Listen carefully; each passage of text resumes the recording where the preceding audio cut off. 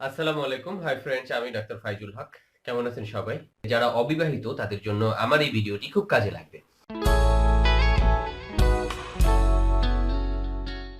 বিয়ের সময় আমরা দেখি যে একটা ছেলে বা একটা মেয়েকে যখন বিয়ে দেওয়ার জন্য আমরা প্রস্তুতি নেই, তখন দেখি ছেলে বা মেয়ের বিভিন্ন গুণ, বিভিন্ন তার শিক্ষাগত যোগ্যতা, তার ফ্যামিলিগত বিষয়, তার বংশগত বিষয় সবকিছু খোঁজ খবর নেই। কিন্তু আমাদের মনে রাখতে হবে যে খুব গুরুত্বপূর্ণ একটি বিষয় হচ্ছে রক্ত পরীক্ষা।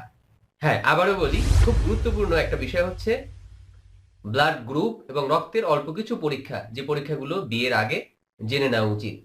তো ফ্রেন্ডস, আমরা আহ, একটু যদি মন দিয়ে এই ভিডিওটি দেখি তাহলে আমরা খুব সহজে বুঝতে পারবো যে বিয়ের আগে কি কি রক্তের পরীক্ষা করানো উচিত।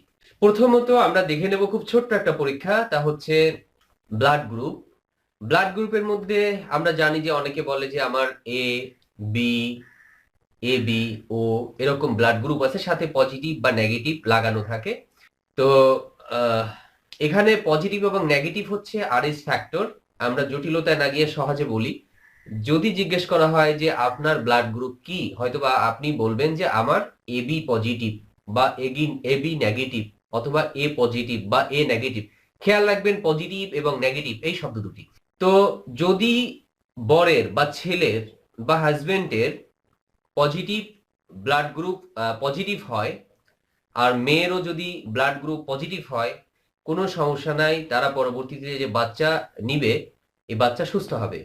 যদি হাজবেন্ডের নেগেটিভ হয় এবং তার ওয়াইফের যদি নেগেটিভ ব্লাড গ্রুপ হয়, তাহলেও তাদের কোনো সমস্যা নাই, সুস্থ বাচ্চা হবে। যদি হাজবেন্ডের নেগেটিভ হয়, তার ওয়াইফের পজিটিভ হয়, তাহলেও কোনো সমস্যা নাই, তাদের সুস্থ বাচ্চা হবে। কিন্তু যদি হাজবেন্ডের পজিটিভ ব্লাড গ্রুপ থাকে আর তার ওয়াইফের যদি নেগেটিভ ব্লাড গ্রুপ থাকে, তাহলে এখানে একটা সমস্যা হতে পারে। বিয়ের আগে যদি আপনারা দেখেন এরকম যে হাজবেন্ড বা যে বর পক্ষের বা বরের ব্লাড গ্রুপ হচ্ছে পজিটিভ, কিন্তু কনের ব্লাড গ্রুপ হচ্ছে নেগেটিভ, সবকিছু ভালো আছে, তবুও অ্যাভয়েড করার চেষ্টা করবেন, কারণ এর ফলে ভয়ঙ্কর কিছু প্রবলেম তৈরি হয় বাচ্চাদের ক্ষেত্রে। তাদের যে সন্তান হবে, পরবর্তী যে প্রজন্ম, পরবর্তী জেনারেশন তৈরি হবে, তাদের দ্বারা এই সন্তানের মধ্যে সমস্যা তৈরি হতে পারে। এখানে আহ, একটু সহজে বলে দেই আপনাদের, সেটা হচ্ছে যদি হাজবেন্ডের বা যদি বরের পজিটিভ ব্লাড গ্রুপ হয় এবং কনের যদি নেগেটিভ ব্লাড গ্রুপ হয়, তাহলে তাদের যে বাচ্চা হয়, এই বাচ্চা সাধারণত অনেক সময় প্রথম বাচ্চার ক্ষেত্রে প্রবলেম না হলেও পরবর্তী বাচ্চা মারা যেতে পারে, বাচ্চা মৃত্যু বাচ্চা হতে পারে, জন্মান্ধ বাচ্চা হতে পারে, এরকম আরো অনেকগুলো জটিলতা তৈরি হতে পারে, অ্যাবর্শন হয়ে যেতে পারে। কারণ হচ্ছে এখানে জেনেটিক্যালি একটু চেঞ্জ হয়, মারণ জিন নামে একটা তৈরি হয়। তো যাই হোক, আমরা এতটুকু বুঝলাম যে যদি বরের বা ছেলের কোন ব্লাড গ্রুপ থাকলে, মেয়ের কোন ব্লাড গ্রুপ থাকলে তাদের মধ্যে আমরা বিয়েটাকে সেফ মনে করব। এখন যদি এমন হয়ে যায় যে আপনার বিয়ে হয়ে গেছে বা আপনি বিয়ে করে ফেলেছেন, আপনাদের মধ্যে এই সমস্যা, তখন আপনি কি করবেন? এখনো বাচ্চা নেননি, আপনার জন্য একটাই কাজ আছে, সেটা হচ্ছে সরাসরি একজন চিকিৎসকের অধীনে আপনার বেবি নেওয়া।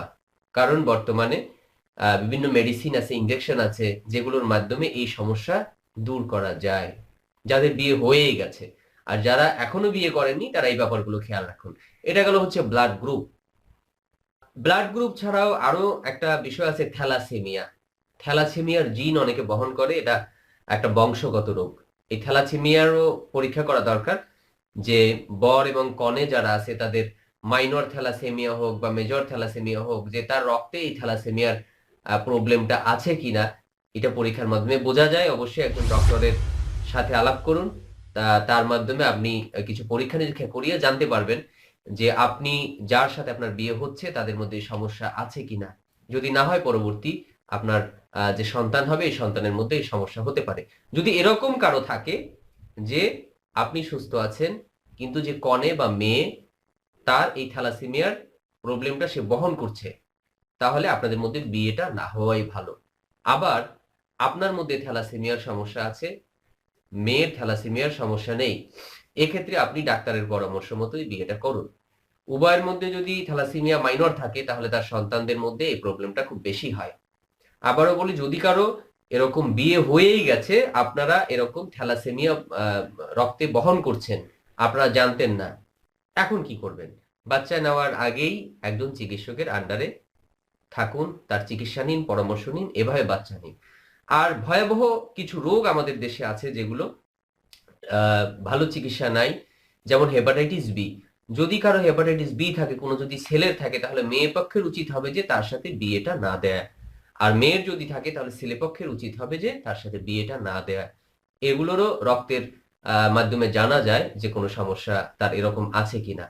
তো এটা হচ্ছে বেসিক, যেগুলো আমরা না করলেই না। এছাড়া আরো কিছু আছে। বেটার হয় বিয়ের আগে সবকিছু দেখছেন, আহ, তার টাকা পয়সা আছে কিনা, তার চেহারা সুন্দর কিনা, তার সম্পদ আছে কিনা, বা তার শিক্ষাগত যোগ্যতা ভালো কিনা, তার বংশের সবকিছু ভালো কিনা, চাই সাথে সাথে এই বিষয়গুলো দেখুন। আর দেখার আগে কনসাল্ট করুন আপনার পাশের যে কোনো ভালো একজন চিকিৎসকের সাথে, ওনার পরামর্শ নিয়ে কিছু পরীক্ষা করুন, হয়ে গেল। অনেক ধন্যবাদ যারা আমাদের সাথে এতক্ষণ ছিলেন। আমাদের ভিডিওগুলো দেখুন। আমাদের চ্যানেলটি যারা সাবস্ক্রাইব করেননি, সাবস্ক্রাইব করুন। আল্লাহ হাফেজ।